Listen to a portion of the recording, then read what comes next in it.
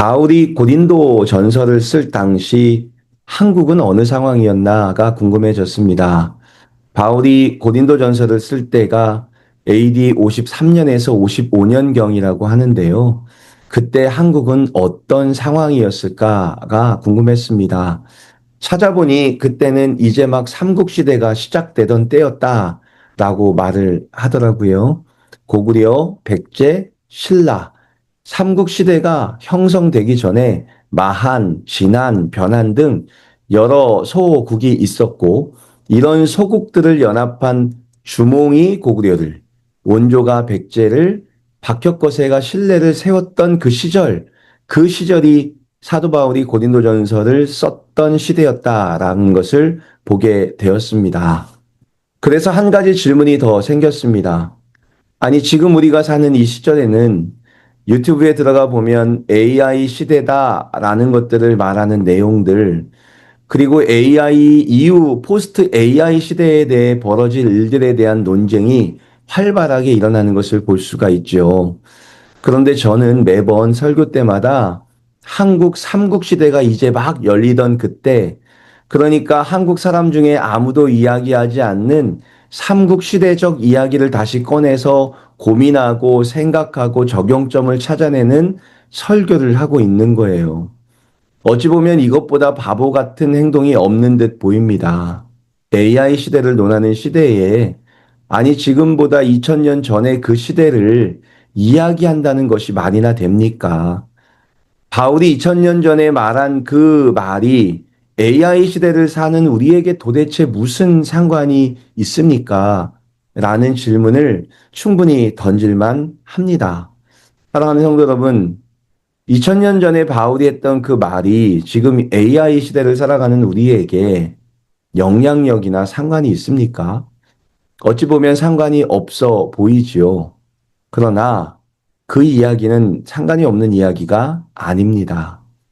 아무도 찾아가지 않는 길을 걸어간 바울은 사람이 사람답게 살 수 있고 제일로 행복한 삶을 살 수 있고 정말 즐겁게 살아갈 수 있는 방법, 그 원리에 대해서 정확하게 말해주고 있다는 것을 볼 수 있어요. 사람들은 더 많은 것을 누리면 행복해질 것이다. 수많은 문명 발달이 준 혜택이 더 좋은 삶으로 이끌어 갈 것이라는 희망을 가지고 살아갑니다. 그러나 손에 잡힐 듯 하지만 잡아지지 않아 여전히 고통스러워하는 사람들의 모습을 볼 수가 있죠. 그런 사람들에게 여전히 바울은 진정 멋지고 행복한 삶은 무엇을 누리느냐가 아니라 어떤 방향을 향해 가느냐에 달려 있다는 것을 말하고 있고, 누림보다 중요한 것은 방향이다라는 것을 오늘도 힘주어 말하고 있습니다. 한번 보실까요? 20절을 한번 보겠습니다. 유대인들에게 내가 유대인과 같이 된 것은 유대인들을 얻고자 함이요 율법 아래에 있는 자들에게는 내가 율법 아래에 있지 아니하나 율법 아래에 있는 자 같이 된 것은 율법 아래에 있는 자들을 얻고자 함이요 라고 말합니다. 요즘 시대에 이렇게 살면 바보 멍충이라는 소리를 듣지요. 다른 사람보다 앞서 나가야 인정을 받는 시대에 다른 사람에게 얕보이지 않기 위해 자기 자신의 몸집과 지위를 키워 나가는 시대에 우리 모두가 다 살아가고 있어요.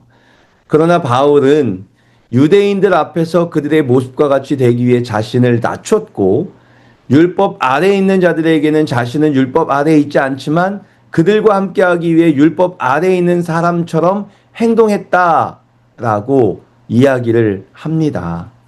21절과 22절에도 율법 없는 자들처럼 되기도 하고 약한 자들의 위치에 스스로 갔다라고 말을 하게 됩니다. 다른 사람들 눈에 우러러 보이고 돋보이는 자리에 올라 선망을 받아도 부족한 타이밍에 다른 사람의 눈높이에 맞추기 위해 자기 자신을 포기하고 복종하는 삶을 스스로 선택했다라고 고백하고 있지요. 왜 이런 삶을 스스로 선택했을까요? 그 이유는 분명합니다. 그 사람들을 돌려 세워서 예수님을 믿는 사람들로 세우고 싶은 강한 소망이 있었기 때문이다. 라고 말하고 있죠.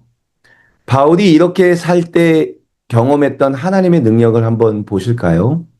사람들은 더를 외칩니다. 뭐든지 더 있어야 한다며 더 얻으려고 앞을 향해 달려가는 세상입니다. 그러나 바울은 다릅니다. 나중 곳을 향해 달려가면서 덜을 외칩니다. 자신의 삶의 목적 안에는 죽어가는 사람들을 예수님 앞으로 이끌어 나와 하나님의 자녀로 만들어내는 그 사명이 제일로 중요하다라고 말하고 있습니다. 그는 더 가지는 것으로 누리는 만족감보다 하나님의 영광을 위해 예수님을 전파할 때마다 주어지는 하나님이 보호하심을 맛보는 것이 더 기가 막힌 짜릿함이 있다는 것을 이미 알아버렸습니다.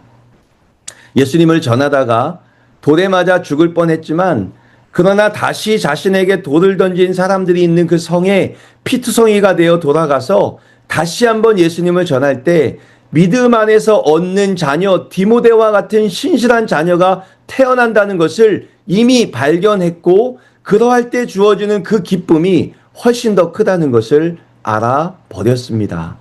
막연히 사람들은 세상이 발전하면 인간에게 유토피아와 같은 세상이 열릴 것이다 라고 생각합니다.